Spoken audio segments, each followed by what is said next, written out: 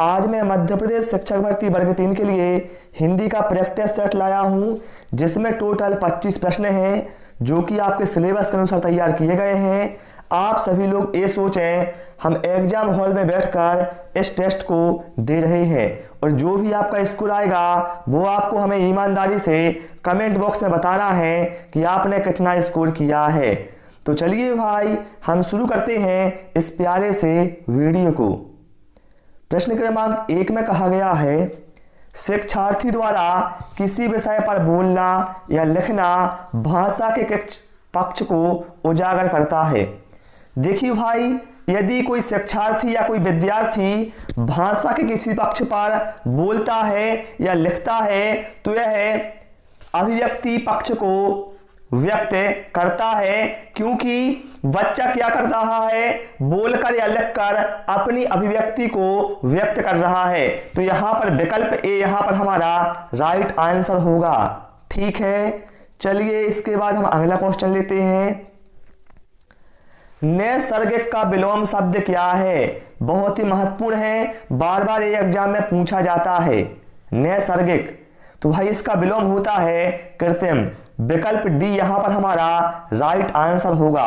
और ध्यान रखिएगा, नैसर्गिक का पर्यायवाची क्या होता है? इसका पर्यायवाची होता है प्राकृतिक। ठीक है, चलिए भाई इसके बाद हम अगला क्वेश्चन लेते हैं। और आप सभी लोगों से रिक्वेस्ट है मेरी, वीडियो पसंद आए आपको वीडियो को लाइक करना है और चैनल को सब्सक्राइब भी कर लेना है। शिक्षण सूत्र के माध्यम से भाषा शिक्षण होता है। बताएं आप लोग, शिक्षण सूत्र की सहायता से जो भाषा शिक्षण है यह कैसा होता है? सरल, कठिन, बोझिल या फिर प्रभावी? तो भाई यदि आप भाषा शिक्षण में शिक्षण सूत्र का प्रयोग करते हैं तो भाषा शिक्षण प्रभावी होता है। विकल्प डी यहां पर हमारा राइट आंसर होगा। चलिए अगला क्वेश्चन लेते हैं। जल का पर्यायवाची नहीं है, बताएं कौन सा जल का पर्यायवाची नहीं है? तो देखिए, सलिल जल का पर्यायवाची होता है, पय भी जल का पर्यायवाची होता है और अंबु भी क्या है? जल का पर्यायवाची होता है। लेकिन ध्यान रखिएगा, जो बारिधि है यह समुद्र, सागर, रत्नाकर इन सभी का पर्यायवाची होता है। ठीक है, बारिधि किसका पर्यायवाची होता है? समुद्र का, सागर का, रत्नाकर का, एक ही बात है। ठीक है, सभी समुद्र के पर्यायवाची हैं। ओके, तो यहां पर विकल्प डी हमारा राइट आंसर हो जाएगा। ओके, चलिए भाई इसके बाद हम अगला क्वेश्चन लेते हैं।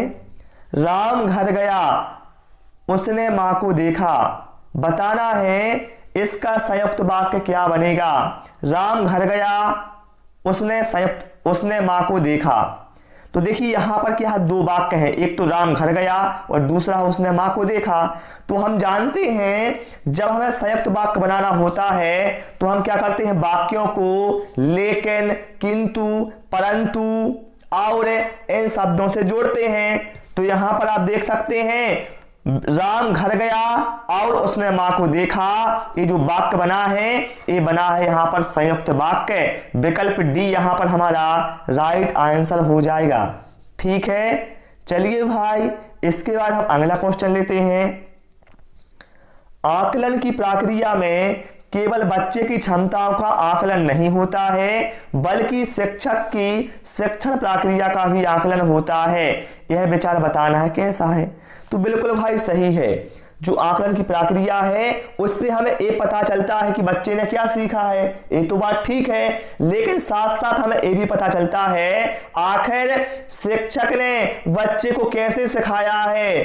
ठीक है, तो मतलब शिक्षक की शिक्षण प्रक्रिया का भी इसमें साथ साथ आकलन हो जाता है। ये जो विचार है पूर्णतः सही है।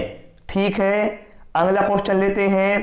किस शब्द में अति उपसर्ग नहीं जुड़ा हुआ है? तो यहां पर देखें हम, अत्याचार है जिसका क्या होगा, अति प्लस आचार होगा। इसमें अति क्या है, उपसर्ग है। अत्यंत का क्या होगा, अति प्लस अंत होगा। तो इसमें जो अति है ये क्या है, उपसर्ग है।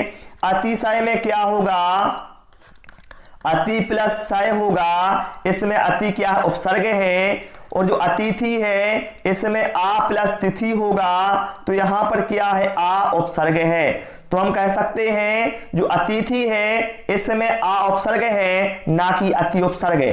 तो यही अपना राइट आंसर हो जाएगा। ठीक है, मैंने आपको सारे शब्द इसलिए बताए हैं ताकि आपका जो कॉन्सेप्ट है वो क्लियर होता जाए, क्योंकि वैसे आपको बुक में मिल जाएगा ऐसे तो है ना सीधे सीधे, लेकिन आपको कोई समझाएगा नहीं कि भाई इस तरह से ऐसे ऐसे इनमें उपसर्ग लगे हुए हैं।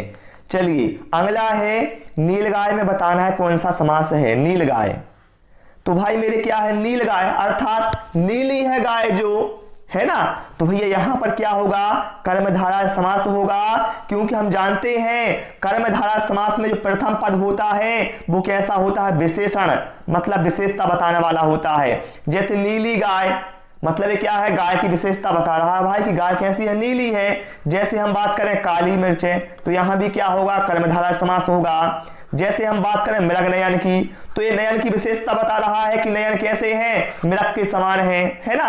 तो इन वाक्यों में क्या होता है, कर्मधारय समास होता है। ये बात आपको ध्यान रखनी है। ठीक है, चलिए अगला क्वेश्चन लेते हैं। और यदि आप चाहते हैं ऐसे ही आपको वीडियो रेगुलर मिलते रहे भाई, तो आप चैनल को सब्सक्राइब कर लें। और बहुत जल्दी साथियों आप सभी को प्रैक्टिस सेट, नोट्स से और पिछले 6 से 7 वर्षों के विभिन्न राज्यों के पेपर विथ हल सहित मिलने वाले हैं। बहुत जल्दी आपको लगभग 10 दिन के बाद आपको सभी मिलने वाले हैं। चलिए अगला है, शिक्षक द्वारा श्यामपट्ट पर लिखना नीचे दिए गए किस शिक्षण आयाम के अंतर्गत आएगा। देखिए मान लीजिए आप एक टीचर हैं, आप क्या करते हैं, बच्चों को कोई चीज समझाते हैं तो क्या करते हैं, श्यामपट्ट पर लिखकर समझाते हैं।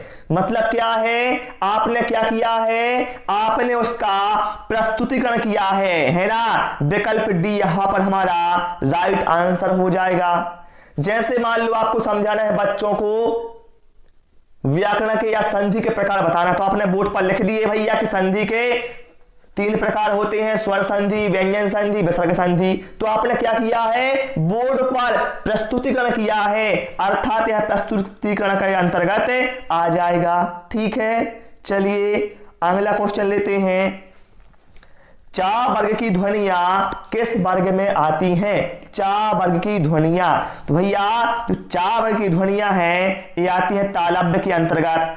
जैसे चा वर्ग में कौन कौन सी ध्वनियां आती हैं, चा हो गया, छा हो गया, जा हो गया, झा हो गया। ठीक है, ये सभी क्या है भैया, चा के अंतर्गत आती हैं।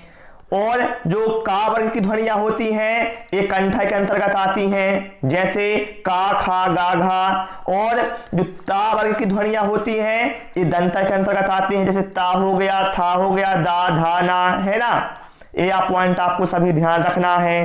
ओके, चलिए भाई इसके बाद हम अगला क्वेश्चन लेते हैं।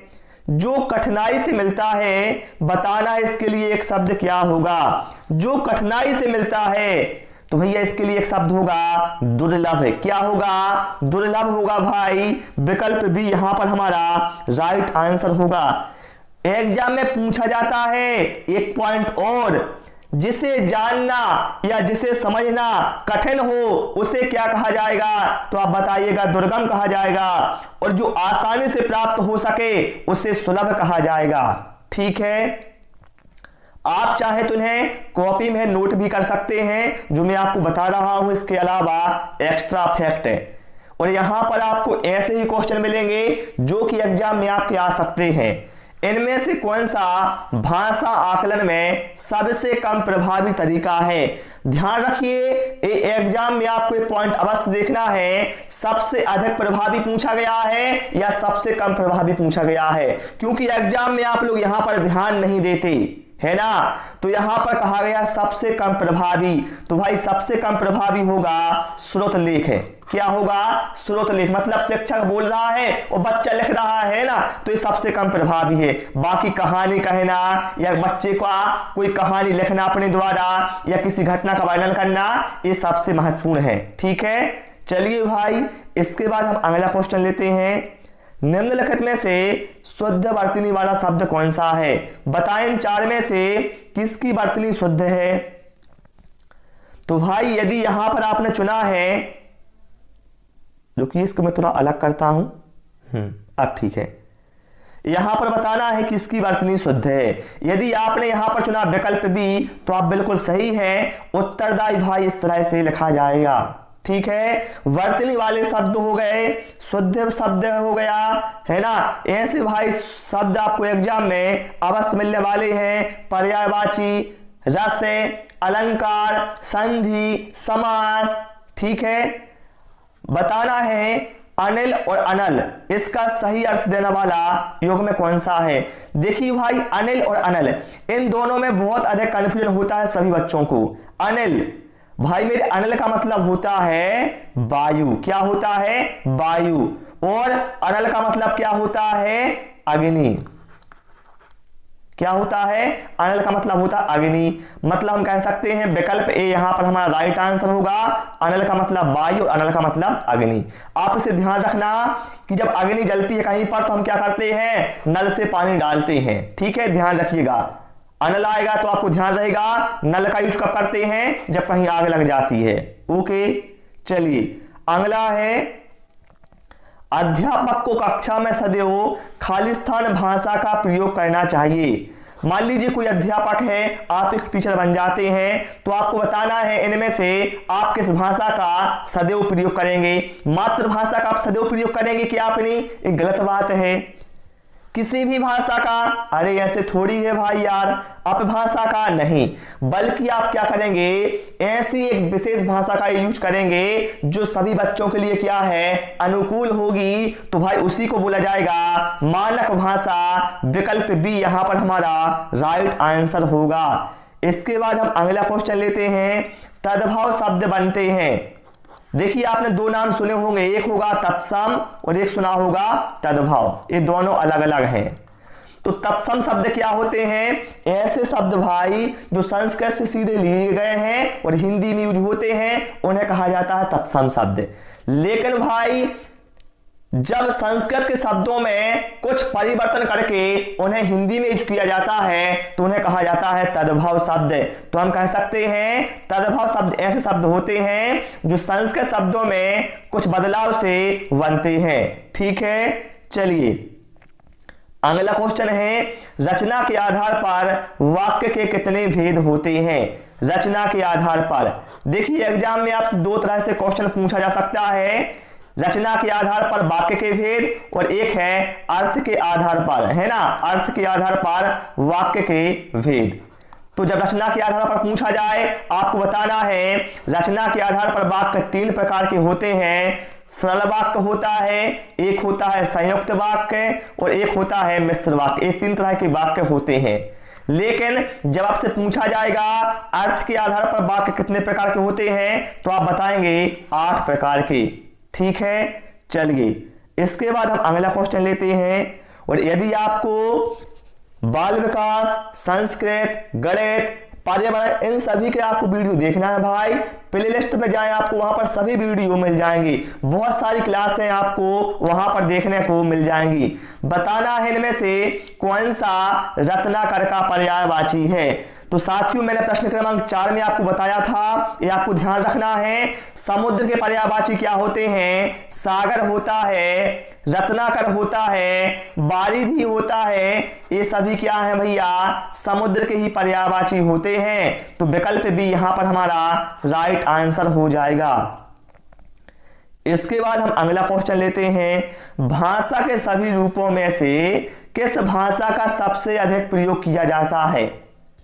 तो भैया भाषा के सबसे अधिक रूपों में से जो यूज होता है मौखिक भाषा का भाई सबसे अधिक यूज होता है, आप सभी जानते हैं। विकल्प बी यहां पर हमारा करेक्ट आंसर होगा।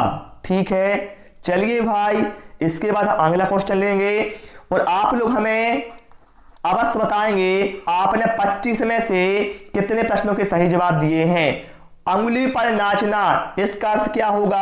अपनी इच्छा अनुसार चलना। मेरे भाई इसको टिक मत कर देना। अंगुली पर नाचना का मतलब होता है किसी दूसरे की इच्छा के अनुसार चलना। विकल्प बी यहां पर हमारा राइट आंसर हो जाएगा, है ना। चलिए भाई इसके बाद हम अगला क्वेश्चन लेंगे, विद्वान शब्द का स्त्रीलिंग क्या होगा? विद्वान, जैसे कवि का स्त्रीलिंग क्या होता है? कवित्री होता है है ना। उसी तरह से आपको बताना है कि विद्वान का स्त्रीलिंग क्या होगा, तो विद्वान का स्त्रीलिंग होगा भाई विदुषी। विकल्प ए यहां पर हमारा राइट आंसर होगा। चलिए भाई, इसके बाद हम अगला क्वेश्चन लेते हैं। निम्नलिखित में से सही वर्तनी वाला शब्द कौन सा है।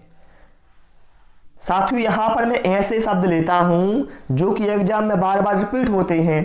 तो यहां पर आप देखें, जो प्रज्वलित लिखा है भाई, क्या ये सही लिखा है भैया? प्रज्वलित किस तरह से लिखा जाता है मैं आपको बताता हूं।